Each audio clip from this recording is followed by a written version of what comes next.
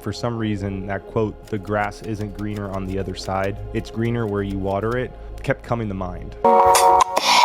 Jam from family, the Jam from family, yeah. Jam fam, come hang with me. Hello, Wagwan, pick up yourself, whether you're there yard or you're there abroad. Welcome back to another episode of Life with the Jam Fams. Now on this episode, what I want to talk to you about is the fact that a lot of Jamaicans who have commented to highlight the fact that they're looking for a visa to leave or they're leaving Jamaica because, and they cite some of the things, it has to do with the government, it has to do with the cost of living, it has to do with crime and a few other things like that, okay? So we just need to be mindful that nobody's deterring anybody from going where they want to go. We have a global landscape where we have global migration. People are free to go wherever they choose to go, providing they meet the eligibility of those countries. However, we need to be mindful of the fact that the problems we have at home aren't immune to us. Other places have similar problems, and that doesn't nullify the fact that there are problems and that they need to be addressed, but it's just being aware that wherever we go, these problems will be there. They might not be some might not be as severe, but some might be even worse. So we just need to be able to take that in our strides when we're making our decision and becoming a little bit more aware of what is happening in other countries.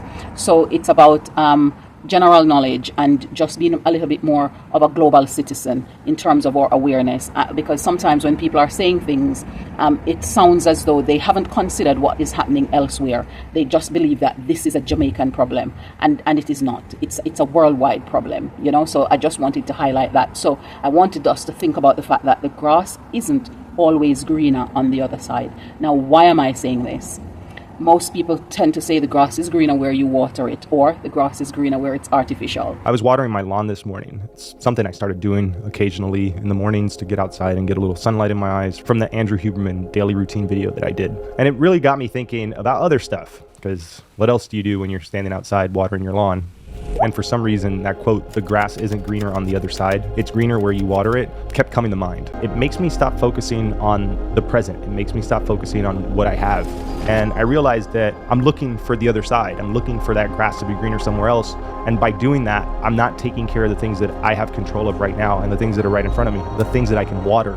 So we need to think about those and have a think about why isn't it always greener? And I'm going to tell you a few of those reasons now. And to do so, I'm going to use 3 people who are explaining the situations in 3 different countries that people from Jamaica tend to migrate to a lot. So the first one I'm going to talk about is, hi, I'm Aaron, and this is a UK citizen, and he is highlighting some of the crises or some of the problems that he feels are issues in the UK. One of the issues that he highlights in the UK is cost of living. The fact that the cost of living is increasing so rapidly because inflation is a thing there, just as it is here. And so he's also highlighting the fact that because of this cost of living and people needing to afford their rent and people needing to afford their food, their social activities, and all of these other things, it means that people are working round the clock. And many of those people who are working around the clock are working paycheck to paycheck. And so the problem then becomes that they're becoming burnt out. And as a matter of being burnt out, they're exhausted, so they're becoming ill. And they're having either it is that they experience mental illness, or they're actually experiencing different forms of physical illness, because stress and exhaustion presents itself in the human body in lots of different forms. So I'm going to show you a bit of his video now. And it costs a lot to live. You know, it costs at least maybe £500 a month for rent of an apartment, minimum, and that's not going to be a nice apartment.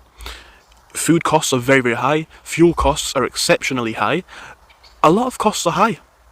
And because of that, a lot of people in the UK work round the clock. A lot of people in the UK are burnt out, miserable, because everything's about money, because if people want to have a decent life for them and their kids, it has to be, because they're not going to be able to afford it otherwise. So people are very focused on money. And I'm sure anyone from the UK will kind of understand that if you live in a big city. You know, there are people doing supremely well, you know, Ferraris and whatever, driving around the streets. But that's not everyone. And even the people who do that, how much work do they have to do to get to that point? I don't mind work. I see myself as a hard-working person, but when I'm working for something I believe in, and as someone who lives in the UK, The cost of things is so high now. I think the trend in migration may be about to change, because I've seen this myself, and I'm even thinking about it. For the costs I could be living in the UK with an apartment and a car and a house, well, a house being an apartment, and food costs and cost of fun that I want to have, which is not unreasonable, I could have a much cheaper life in somewhere like Spain. I could have a much cheaper life in somewhere like South America. I could have a much cheaper life in somewhere like Indonesia or the Philippines or Thailand. For skilled people like myself, you've worked very hard. You've got a degree. You're looking to get a job. You run a business. You're doing as much as you can. But you're paying a fortune in tax. You're paying a fortune in living costs, and you're not getting very much value for what you pay for. I'm not necessarily saying that it's something that I am going to do, but I am seeing this trend a lot across the board. I've seen it with my own family members, I've seen it with friends, and I've seen it with people and stories that I've heard of. People who start off maybe living in the UK, they say, right, the weather in the UK is not great a lot of the time. The UK has got a lot of problems. The economy is not doing too well at the minute, and a lot of other things that we could talk about, but I'm not going to go on a negative rant about the UK. So the next person I'm going to talk to you about now is somebody who is an East Asian, who has recently migrated to Canada, and she is Febi Leanne, and she's talking about her experience of the things she's noticed, the things she's seen, and why it is that as a result of those things people are leaving Canada. So one of the things she talks about is the high taxes. So Canadians pay excessively high tax. This is not something that's new, and that's in comparison to other countries around them. So that's one of the things why they said that people are leaving, because the taxes are so high. The other reason she highlighted for why people are leaving in large numbers is what she refers to as limited career opportunities. So the population in Canada is declining, and as such, some of the opportunities that would have been available a couple decades ago are not available. And so more people are moving out of Canada, going to different places. When we were in the UK, lots of teachers were migrating to the UK and to other parts of the world, and they would come to the UK, spend some time, and then they would go off to other places because there were school closures. Schools were shutting down in Canada because of the downturn in their population growth. So the limiting career opportunities is one of those things that Canada is now facing. And yes, there are lots of highly skilled migrants and low skilled migrants that they're taking into the country to fill the gaps that these people leaving have been creating. And then another thing that she indicates as one of the things why people are leaving is the rise in crime and homelessness. That is also something that is taking over Canada, and people are moving away because of those reasons.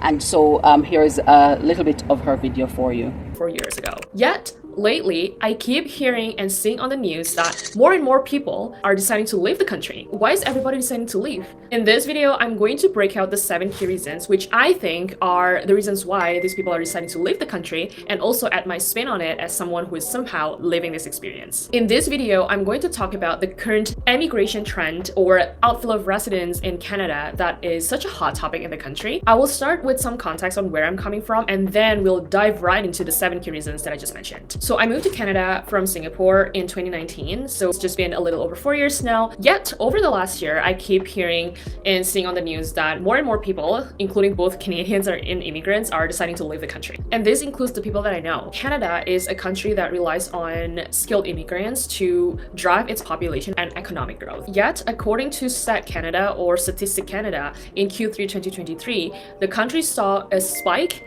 in terms of reverse immigration or emigration or outflow of residents, in which Canadians fled the country for a new home. It's such a large number. The only 3 other times that the government has seen such a large number in the last 73 years was in 2016, 1967, and 1965. Even though the country is seeing a record number in immigration growth this year, the number of study permit application actually declined by 20% in September, according to a website called betterdwelling.com. This is a record low since the pandemic. The rate of immigrants leaving Canada, suggesting that newcomers and immigrants might not see the benefits of settling in Canada. And this is based on the study for immigrant retention that was conducted by the Institute for Canadian Citizenship and the Conference Board of Canada. So that is the lay of the land in terms of what's going on here in Canada. The next one I'm going to share with you is Guelo60, who has been explaining on his video clip that I will show you shortly the reasons Americans are leaving the US. And these are people who were born and second generation and beyond Americans,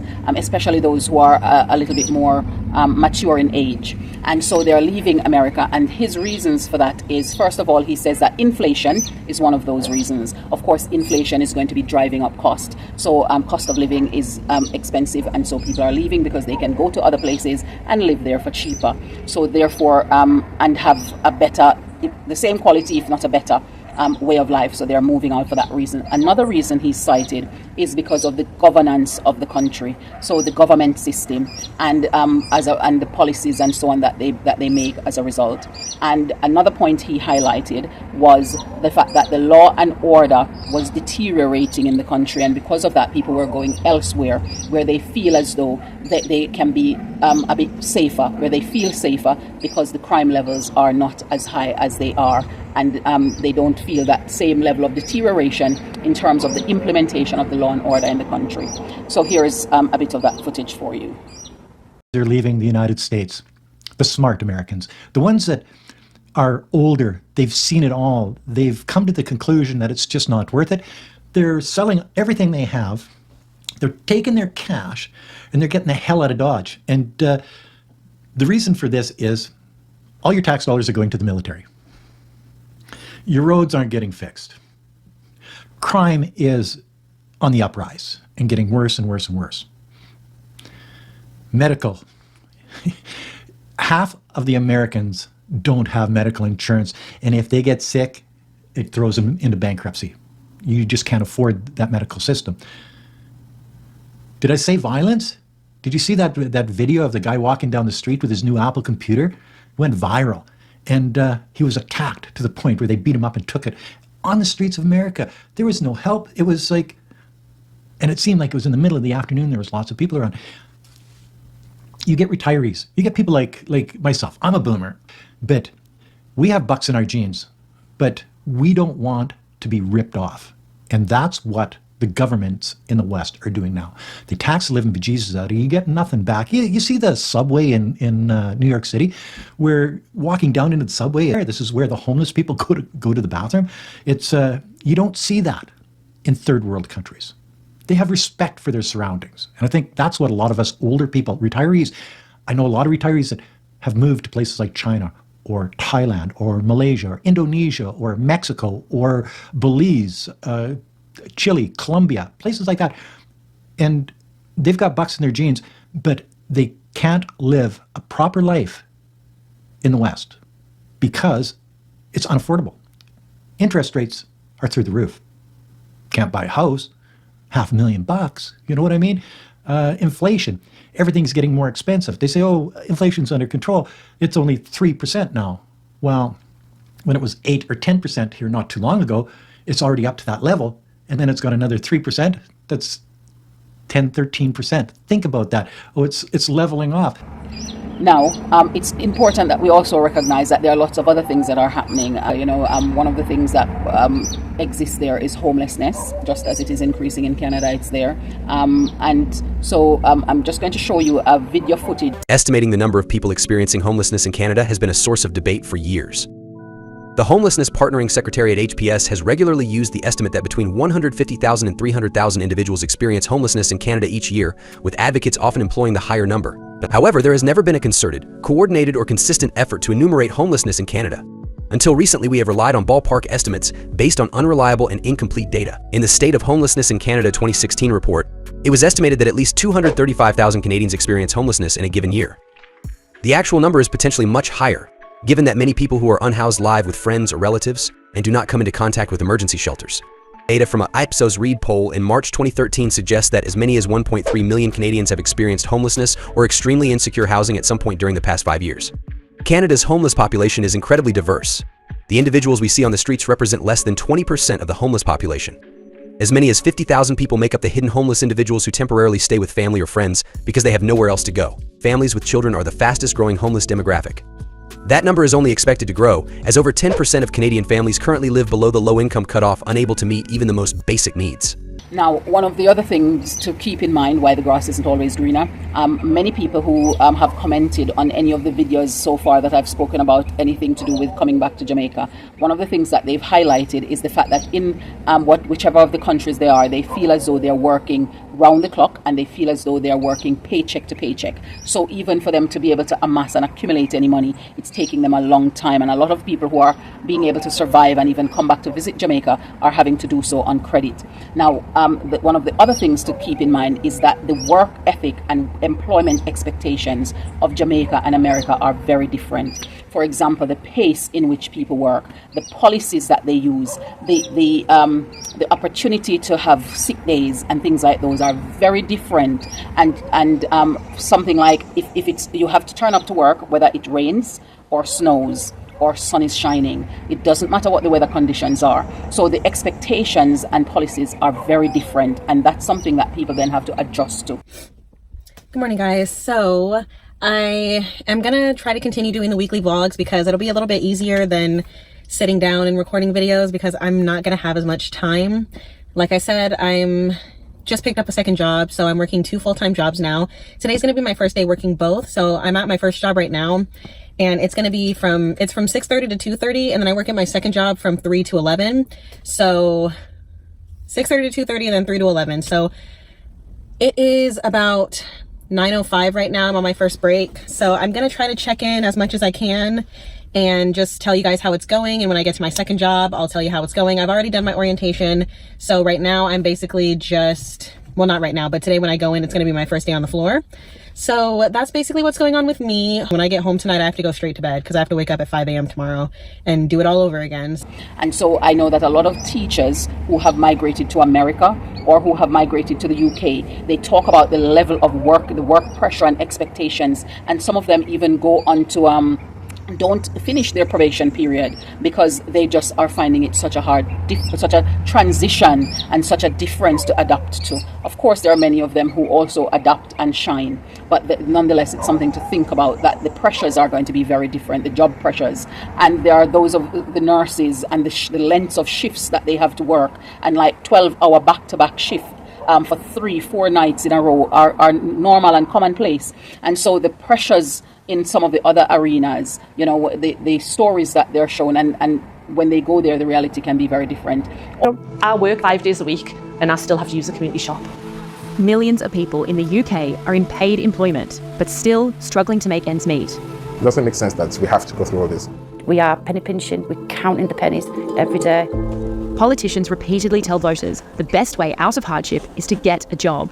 But for a growing number of people, it's just not enough. People like Melanie. When it's a choice between you getting some new shoes and your daughter getting some new shoes, you buy yourself some super glue to glue your shoes together, and I do. And it shouldn't have to be like that. It really shouldn't. No. You don't have to look like you've got nothing to have nothing. I don't do a weekly shop. I can shop daily for bargains, and I can go from one supermarket to another.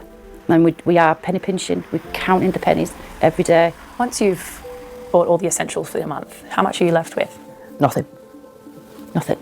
We're not living a life, I think we're just plodding on. For the last 14 years, Melanie has been working in a local school as a learning support assistant. I've always had at least 1 or 2 jobs. Worked for every call centre, seasonal work, local football team, cleaning. You've done it all. Yeah, been there, got the t-shirt. You do it for your children. All 3 of my children, they've seen mum doing her best. We have a lot of staff illnesses due to being overworked. And you've bushed your gut so much, you've got nothing left when you come home, and you think to yourself, is it worth me getting up and going to work in the morning? Also adapting and adjusting. I've heard one of the comments that we've had where somebody's been in the UK for 20-something years, and she said she still have not adapted or adjusted to that environment to the effect that she's now coming back to her home. And so we've got to bear in mind that as well. Nobody's going to be holding your hand and helping you to adjust when you get there. You've got to go through all of that stress and pressure on your own. So it's worth giving some thought to the decisions we're making and why we're making those decisions, especially now that we're enlightened a lot more than we were in the 60s, the 70s, the 80s, and even in the 90s. So now that we're a lot more aware, of what life is like in these places, we need to make sure that the decision to migrate there is one that is going to actually be absolutely beneficial for us in every area of our lives. And now, this is where we decided to go.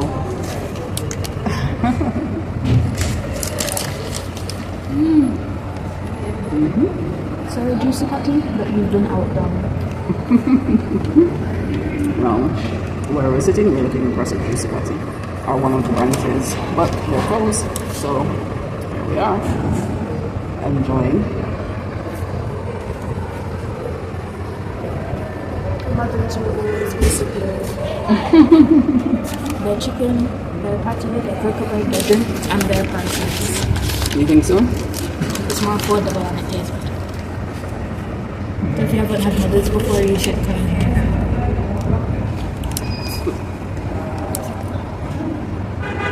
So, And it's crunchy. You like it? So we're just going to treat ourselves before heading back and hopefully going home. Okay then.